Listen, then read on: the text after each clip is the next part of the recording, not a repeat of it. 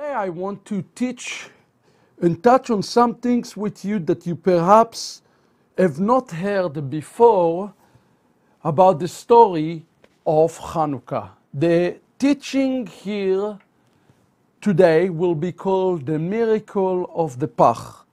But before I get to the teaching, I would like to just remind you that programming like this, teaching like that, takes tremendous amount of resources to produce, and really this is a season that we are trusting and believing in God provision. So if you are blessed by our programming here at Ahavat Ammi Ministries, we are really could certainly use your prayers and your financial support during this time as the needs is just continue to grow and grow for us, even here in the studio where we want to produce more and give you more. So thank you for your support and Chag Sameach from us. I want to start the teaching today from a passage that you perhaps read many times before, but you never connected it to the story of Chanukah. In the book of Jeremiah, the chapter 23, we read a very important verse about the portrait of the Mashiach. We read the following verse in Jeremiah chapter 23. Behold, the days come, and hopefully we can get it on your screen for you. Behold, the days come, says the Lord, that I will raise unto David a righteous shoot, and he shall reign as king and prosper, and shall execute justice and righteousness in the land. Who is this king? I think the answer is pretty obvious, that the king in this passage is none other than the Messiah of Israel. And notice that the Messiah of Israel will have a very interesting name. He will be known by the name Tzaddik. He will be righteous. But he's also going to be known by the name Tzemach. Tzemach, the Hebrew word tzemach, is the equivalent to the English word shoot. Now, the word tzemach, the appearance of tzemach into the world, is an acronym in the Hebrew language of tzaddik, mem, and chet. And if you put tzaddik, mem, and chet, you get the word tzemach. Let's look together what tzaddik, mem, and chet mean. Tzaddik, mem, and chet mean in Hebrew, tzaddik for tzitzit, that is what we wear, the garment that we wear. Mem for mezuzah, that's the things that are on our doorpost.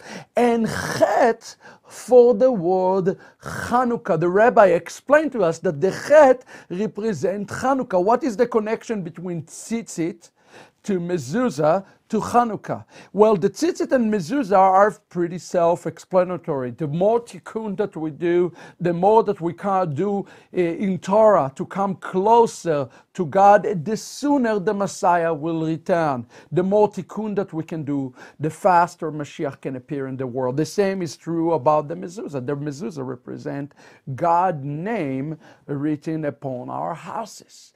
But Chanukah is also derived from related to the term tzemach, related to the restoration of Mashiach, as related specifically for the festival of light.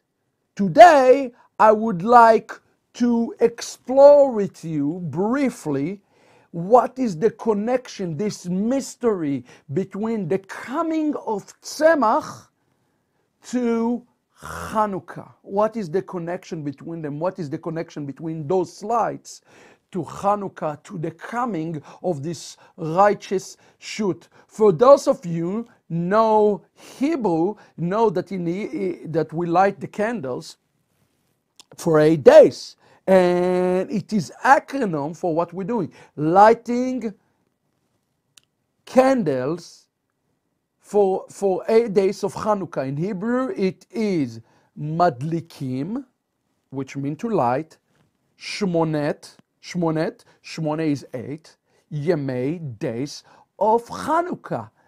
The acronym there is Mem Shin Yod Chet, which should sound familiar to you. It is the name Mashiach. There is a deep connection between Messiah and Chanukah, the coming of the coming of the righteous shoot, the lighting of the candle. They all are pointing to one thing and one thing only, to the Messiah. There are some glaring questions that we have to ask ourselves. In Chanukah, if you count minus the shamash, we light 36 candles. What is the meaning behind the number 36? With the shamash, we light 44 candles. With the shamash, 44 in Hebrew is a significant number. It's represent the number that represents the word dam. Dam is blood, is a picture, in essence, the lighting of the candle of the blood that will be covering us and atoning for our sins. The entire concept of Chanukah is dealing with the atoning power of the Mashiach. But without the shamash, which is the servant, we are lighting 36, okay? Another question we have to ask ourselves, not only why we light 36, why is it that it's by Jewish law, it's not permissible? Notice all my candles look exactly the same. They are uniform. I cannot take candles from one package and a candle from another package and mix them together. Why is it by Jewish law that is it not allowed to do it? Why do I have to use the exact same, by halacha, the same package and the same candles, and I cannot mix and match? This is a question we must to ask. What is the Messianic connection? And I would like to answer some of those questions with you. Perhaps we need to ask, what's the connection between the Mashiach and those lights? Well, in order to understand the connection, the Messianic connection, we need to understand what the light of Chanukah represent and what is it that we are truly lighting. The rabbi spoke about the fact that it does not just represent the miracle of the flask of oil that lasted for 8 days, but yet there is something much greater in this story. As you know, in the story of creation, in Genesis chapter 1, in the 4th day, okay, it's called in Hebrew the 4th day, Yom Revi'i, we know, actually, let's go to this passage together and we see what's happened in the 4th day. And it say, and let them be for lights in the firmament of the heavens to give a light upon the earth. And it was so, and there was evening and there was morning, a 4th day. In the end of the 4th day, light was created. And what is this light that was created? According to the sages, it was the light that is actually known by the name the concealed light, okay? It's called the concealed light, and if you want to look with me on the very first week of creation, it was created in the end of the 4th day, so it's leave you Thursday, and it's leave you Friday, and it's leave you Saturday. 3 days, okay? And this time of Thursday, Friday, and Saturday, okay? Or if you want to go like this, it's represent these 36 candles of Chanukah. Each one of these, the rabbi says, represent 12 plus 12 plus 12. It represents those 12 hours between a day and a night and a day and a night and a day and a night, which make the number 36. That is the exact numbers of the lights of Chanukah. That's they represent the tikkun that was there in the beginning of time. Those lights represent the concealed lights that were there in the creation, and specifically, it is the light of the first man. When who was the first one? The first man is known by the name of Adam or Adam, okay? So the concealed light represent the first light of Adam Arishon, the first man, who was a picture of the Mashiach. First Adam was a picture or a messianic figure of the Mashiach who is to come, okay? And I want you to understand this, that when we light those candles, in essence, what we're asking God to do is for the concealed light, the first light of Adam, the light that has been, after the first sin of Adam and Chava, has been scattered all over heaven and earth. We're asking for God to restore this light, and that is truly the light of Mashiach. In essence, the entire story behind Chanukah has to deal with the restoration of the concealed light back to its source, okay? And that's why we cannot mix and match Chanukah candles as an example. Why? Because we are symbolically saying we are using the concealed light, the very first light. It's a picture. A box cannot have a defect, a candle cannot have a defect, because it has to be in perfection. In essence, our cry in Chanukah is for God to restore back the concealed light, which, as you will see in a moment with me, represent the Mashiach itself. And a matter of fact, we celebrate Chanukah in the month of Kislev. Let's look together at the word Kislev. The word Kislev, it's derived from two words, kes, which means throne, and lo, throne to him. In essence, is a throne to who is the him here? And the rabbis understand that the throne to him represent the throne of the Messiah. This is a representation. The entire Chanukiah, the entire story of Chanukah, as we will see tonight, have to do with setting and preparing a way for the Mashiach to receive back his throne. So that is a prophetic picture in preparation for the coming of the Messiah. And I told you that there are 36 lights, 36 candles in Chanukah. And the question that we must ask ourselves today, where is the concealed light? Why is it concealed? And most importantly, how do we restore back the concealed light back to its original source? Well, look at what Chazal explained to us. They use this term klipa. Klipa is a term that is shell. So let me show you something. It says 36 klipot represent 36 candles. Klipa, imagine an onion is one layer of onion. Okay, and there's another layer of onion, and another layer of onion, and another layer of onion, and so forth. The rabbi says that there are 36 shells, and inside the 36 shells, and each one of these candles represent one of those shells, okay? In the heart and in the essence of all of these shells, if we can overcome darkness, we will find inside the concealed light, which is the light of Mashiach, okay? And that's why, by the way, the kingdom of Greece, with all the song we're singing, the kingdom of Greece came to darken the eyes of Israel spiritually, okay? So we will not be able to peel the onion, sort of speaking, to be able to get to the concealed light. The concealed light in the middle is the Mashiach, and it is the Torah.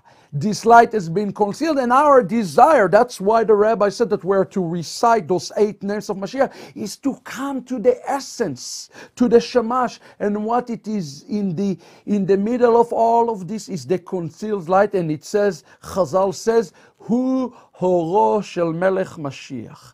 This is the light of King Messiah. So inside this 36 klipot, the light of Messiah is Eden, and this Chanukah represent the very first spark back from the garden, from the first man, first man. And Chanukah represent our desire is to return back to the original light, to return back to the Garden of Eden. And by the way, this is the exact reason that the author of the Brit HaChadashah of the book of Corinthians write the following about this tikkun. And it says, so also it has been written that the first man become a living soul. That's Adam. That's the spark that was given to Adam.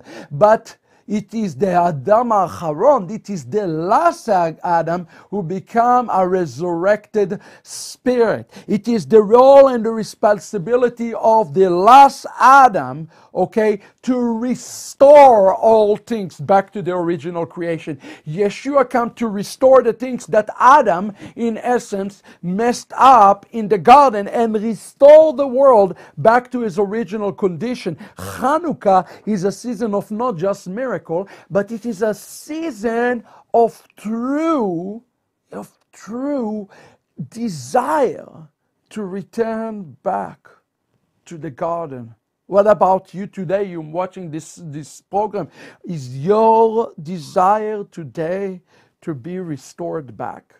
If it is your desire to be restored back, you know that the only one that can restore you back is the one who is called the last Adam. It is the Mashiach himself. And how is he doing it? He is going to do it by shining his light. That's why he told us to shine our light, because it's not our light, it is truly him who is shining inside of us. So the question that we have to ask ourselves today is, how do we restore back the concealed light? Now that we understand what the Chanukah and why we're counting forward, because we are peeling every day the onion to get to the middle, and the middle is the Messiah. The question is, how do we do it? Let me reveal to you, brothers and sisters, one of the greatest mystery of the story of Chanukah. As you know, inside the temple they found one flask, and the flask was supposed to last only for 1 day, but it lasted for 8 days. The number 8 represents the number of supernaturality in Hebrew, something that is above the human understanding. And the word for the flask in Hebrew, it's called in Hebrew Pach Hashemen, or in Hebrew it is Pach.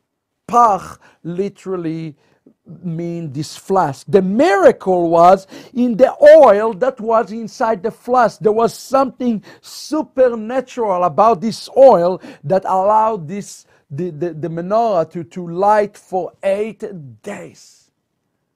Well, Chaverim, the Hebrew word for flask is the word Pach. It is interesting and incredible that the same word of Pach, equivalent to 580 in Hebrew, equivalent to the word Seir in Hebrew. The rabbis connected the miracle that is happening through the Pach. Let's put up this slide one more time. The Pach, which is the flask, to the Hebrew word Sa'ir, okay? Because it is going to be something supernatural that's going to occur to somebody who is called Sa'ir. if we can understand who is Sa'ir, we can truly understand what was inside the Pach that allowed it to shine, to brightly shine, and not to die for 8 days. To find this answer, what's the connection between the word Pach 580 to Sa'ir 580? Perhaps we need to start with the book of Isaiah chapter 9, where we read, "For a child is born unto us. A son is given unto us, and the government will be upon his shoulder." And every night when we light the Chanukah, we say those names. And his name will be Pele Yoetz, El Gibor, Avi Ad, Sar Shalom. He will have 8 names, but I want you to notice that the very first name that we'll give to him will be the name Pele. Pele is his name. Why? Because he will be miraculous. The story of Chanukah is the story of miracle, and it's related to the one who is called Sa'ir. He is the one that was able to restore the light, the concealed light, back into the Beit HaMikdash. So who is Sa'ir?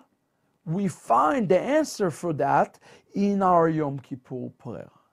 In the Yom Kippur prayer, we read the following, that the Messiah, who is our righteousness, let's look together,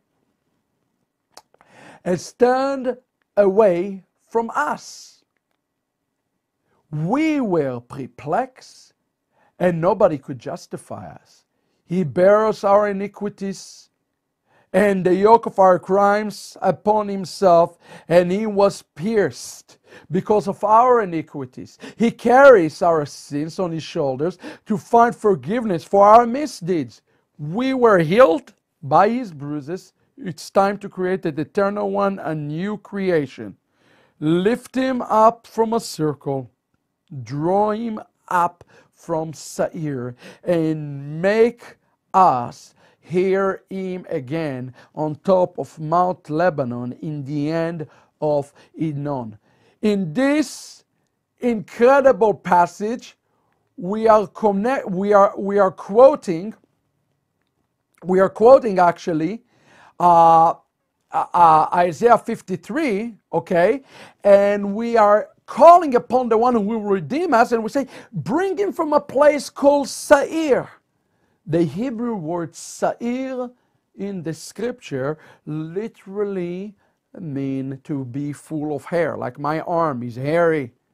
Who is the one that is calling the text hairy, full of hair, red color? Well, it's none other than Esav. Esav, if you flip the letters of Esav or Sa'ir, he called by Esav and Sa'ir, you get the name Yeshua. And interestingly enough, let's stay there for a second. The word Esav, who has been hated, right? And the word Sa'ir is also equivalent to the term Shalom in Israel. In Hebrew, he is called the Prince of Peace. Why is he called the Prince of Peace? How can it be that Esav, okay, who is called Sa'ir, he will be the one who will bring peace into the world? Well, I want to tell you today that this is some sort of a mystery. The story of the concealed light is a story of a mystery. The Pach that represents the flask is none other, the flask and what's inside the flask and what's inside of it is none other than the Messiah of Israel, who will appear to Israel. He will appear as Esav, but he will be none other than actually the Messiah who will redeem them. It is his light who will redeem them. And recall the story with the angel who is wrestling with Jacob. Jacob's name is truly Israel. Now it is a prophetic picture of God who is wrestling with Israel. And I want you to notice that in the story, as he is wrestling with him, something supernaturally happened in the end of this. And it says, and I quote, "And the sun rose for him when he passed the place called Pnuel, and he was limping on his thigh." Now please understand, when we read the word limping, he was already healed. The rabbis tell us that Yaakov was already healed. The limping was part of his healing, and the thing that healed him is none other than the sun. What the sun represents?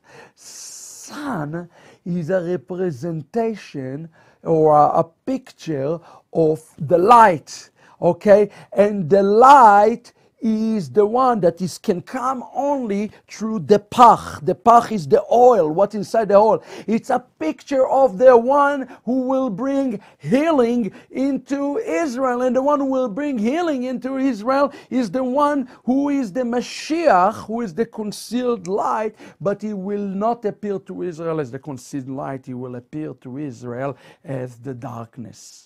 Rashi says on the following verse, this, and he said, "And the sun rose for him." This is a common expression. When we arrive at such and such place, the dawn broke for us. This is a simple explanation. The Midrash Haggadah explained, and he said, "And the sun rose for him to heal his limp." Please understand, this is very important. As it is saying, Malachi chapter 3, verse 20, the Son of mercy or Son of righteousness with healing in its wings. And those hours that it hastened to set for him when he left Beersheba, it hastened to rise for him. The sun came up to truly bring healing into Yaakov. And the sun in the light is the picture of the flask in the story of Chanukah. Remember, without this light, there is darkness. And wherever there is darkness, and there is death. And who is the one who is going to bring the light? Who is the source of light? Well, remember, the word in Hebrew, light, or the word in Hebrew, Pach, the flask, is the word Isav, Sa'ir. It is going to be Yeshua himself who bring this light forward. And that is the true Messianic connection for the story of Chanukah. As we look at each light of Chanukah, we must remember today that the light has not yet fully came to the Jewish people, but he called you and I to be these human lights. And as we go through this process of becoming light, is piercing to the 36 layers of darkness. And what is inside the 45 layers, the 36 layers of darkness, inside the 36 layers of darkness, we ourselves going to find, inside the darkness, we're going to find the light itself. And that's why it says in the book of Yeshayahu, Isaiah the prophet, verse 45, chapter 45, verse 3. Vanatati lecha, excuse me, Vanatati lecha, I give unto you, otzarot, the treasure of darkness, umatmonei mistorin, and the mysteries, so that you know that I am your God, who call in Akore b'shimcha, in calling your name, Elohei Israel, the God of Israel, so that my servant Jacob and Israel, my elect, will be called by their name. The story of Chanukah is the story of Yaakov, who transformed himself yet to be Israel. And the only way that he can transform himself back to be Israel is by receiving healing from the Son. The healing for the Son is none other than the Mashiach of Israel, who will bring the ultimate light and restore us all back, the second Adam, to the concealed light. I hope this lesson today was a meaningful lesson for you. I want we all go with a sense of purpose of becoming one of these lamps, one of these lights that bring Mashiach closer and closer, because when we pierce through darkness, we get one step closer to the ultimate concealed light. I hope you enjoyed these lessons. And again, I encourage you to seek opportunity to shine your light before man, so that they may see your good deeds. To conclude, though, this lesson, before I conclude, I want to add one last thing in a connection to Chanukah. In the story of Chanukah, there is a passage in the Brit HaChadashah that shares Yeshua revealing himself to two men who are walking on the way to Emmaus. I want to ask yourself a question. Do you know why Yeshua chose to reveal himself in the road to Emmaus? What's the connection to this Chanukah and to the flask? I want to tell you that there is a great reason why Yeshua chose Emmaus. And here it is.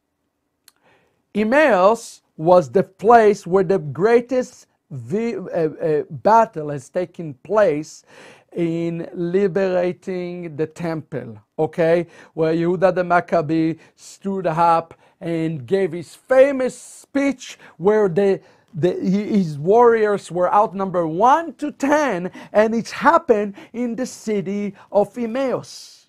Notice something about the story. The men were arguing and they could not see Yeshua. They were kvetching and they could not recognize him. But finally they agree and reconcile in the end of the passage in the book of Luke. And finally Yeshua appeared to them. The true concealed light appeared to them. Beloved, we call today to build the kingdom of God and to have a similar to our experience in the end of the road to Emmaus. And it's happened only when we are united, as the song, the Hebrew song said, Kol echad hu or katan vekulanu or eitan.